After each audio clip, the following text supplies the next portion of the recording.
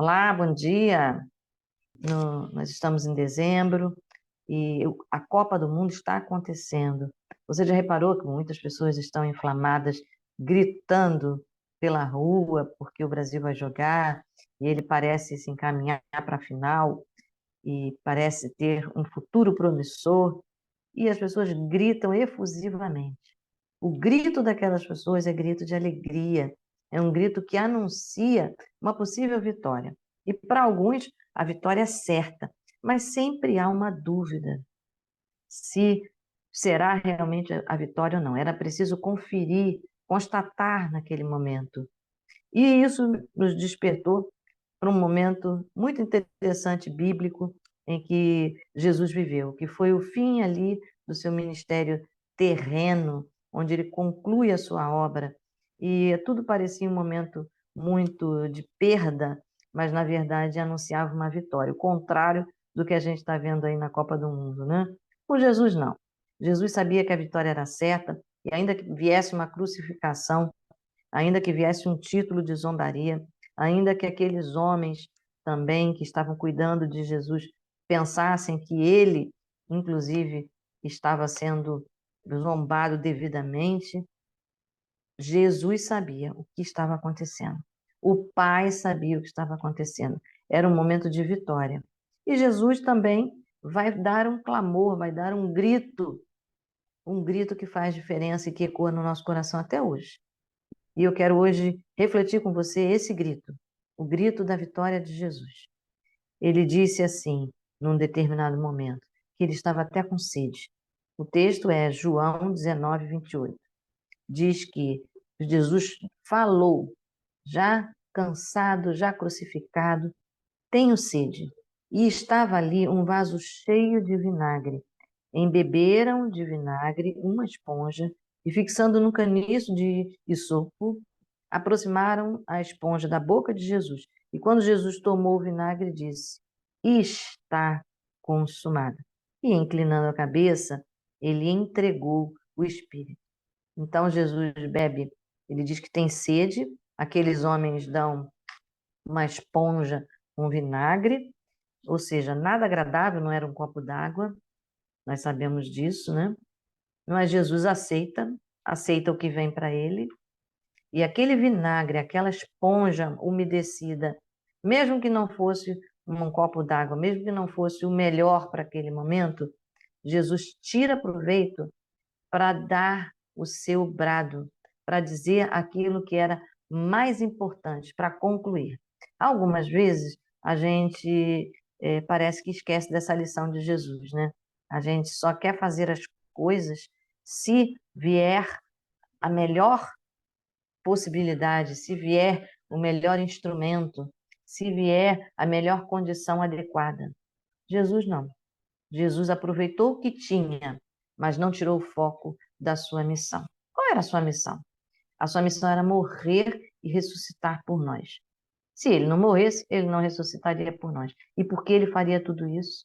Ele faria tudo isso para que nós tivéssemos acesso ao Pai, porque só a morte dele e só o sangue dele vertido, a vida dele poderia pagar definitivamente a nossa dívida com Deus. E ele venceu a morte, porque ele ressuscita.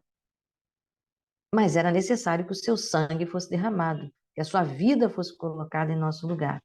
Então Jesus tinha consciência disso. E Jesus, inclusive, sabia que aquela era a vontade do Pai. E ele disse: Está consumado. Mas até esse momento da sede de Jesus, como os passos de Jesus, o que Jesus disse na terra, tudo isso estava avisado que seria assim. Então, quem estava sintonizado com Deus, quem conhecia sua palavra e esperava o Messias, ou seja, esperava Jesus, sabia que aquele era um momento importante. Coisas pequenas confirmavam que Jesus era o Messias. Se você observar comigo, nós temos lá no Salmo 22, é um salmo bem interessante, é um salmo de louvor, mas que ele descreve o Messias. Ele aponta o que o Messias sentiria. Sede. Uma coisa tão pequena, tão simples, mas ele revelava que Jesus estava executando o papel certo, o papel de rei, o papel de Messias, o papel de vencedor. Diz assim o Salmo 22:15: secou-se o meu vigor como um caco de barro, e a língua se me apega ao céu da boca. Assim me deitas no pó da morte. Esse é um texto que anuncia tudo que Jesus estava vivendo. Jesus teve sede. Para que a gente possa falar, é necessário que a gente tenha a melhor condição oral, que a gente tenha a mucosa interna umedecida, que a língua faça determinados movimentos, que ela ganhe impulso para fazer os fonemas corretamente, os movimentos do lábio, para que todos entendam aquilo que era necessário.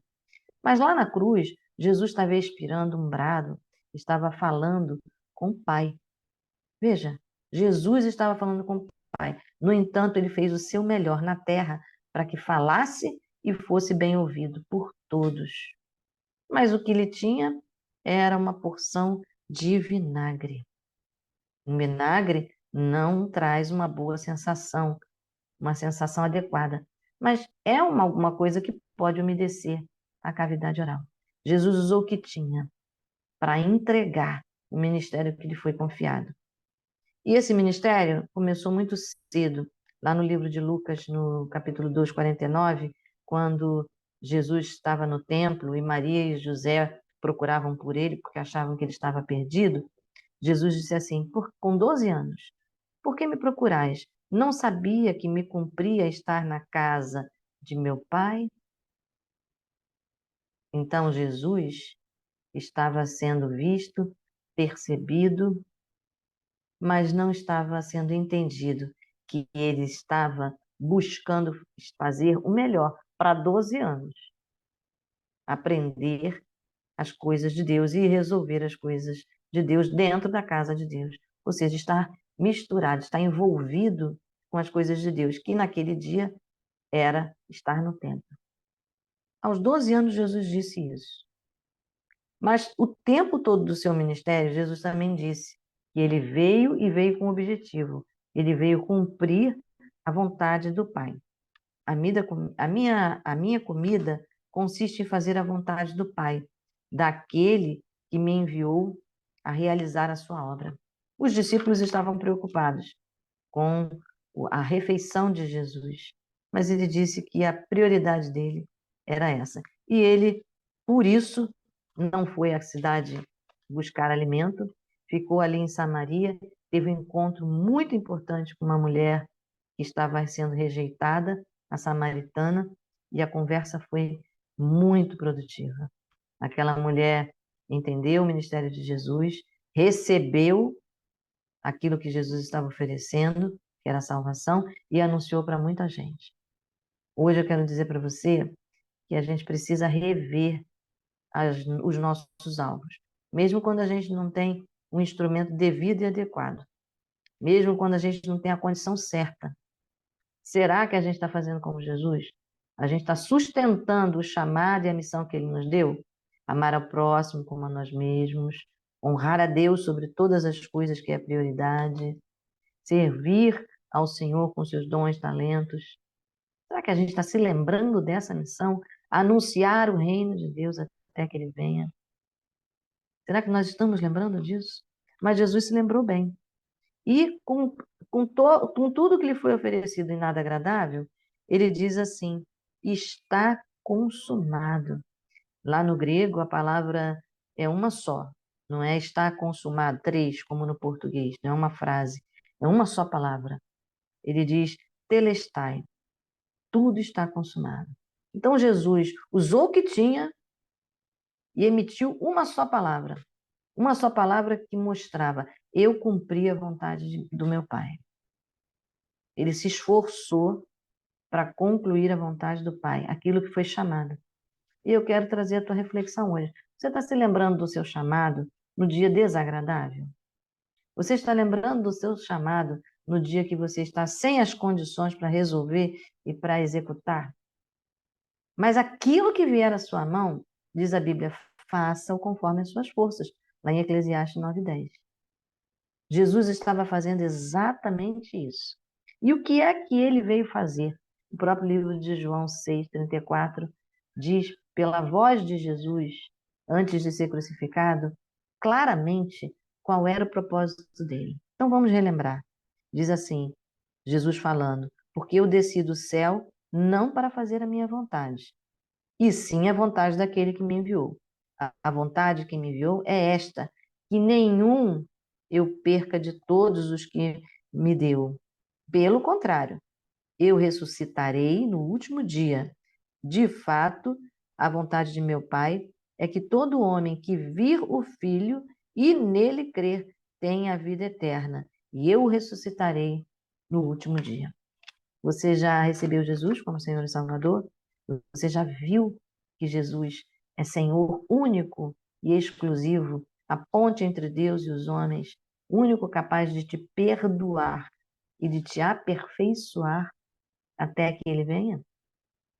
É aquele que garante o que você faz aqui com um valor eterno e te recebe no céu?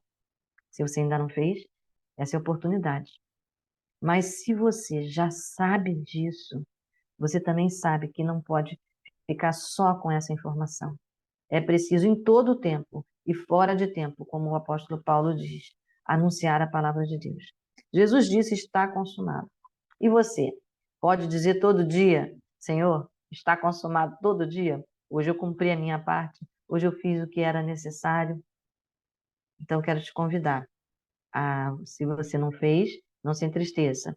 Hoje, diante de Deus, se corrija e prossiga, porque o nosso Deus é misericordioso. E para isso, eu vou ler hoje, no capítulo 22 do livro de Salmos, quem é o Deus que recebe você e ouve o seu clamor quando você está aflito, quando você sabe que não fez a sua parte, ou quando você acha que nem começou. Olha o que ele diz: porque não desprezou, nem detestou a dor do aflito, nem ocultou dele o seu rosto, mas ouviu quando lhe gritou por socorro. Esse é o nosso Deus, amoroso, sempre disposto.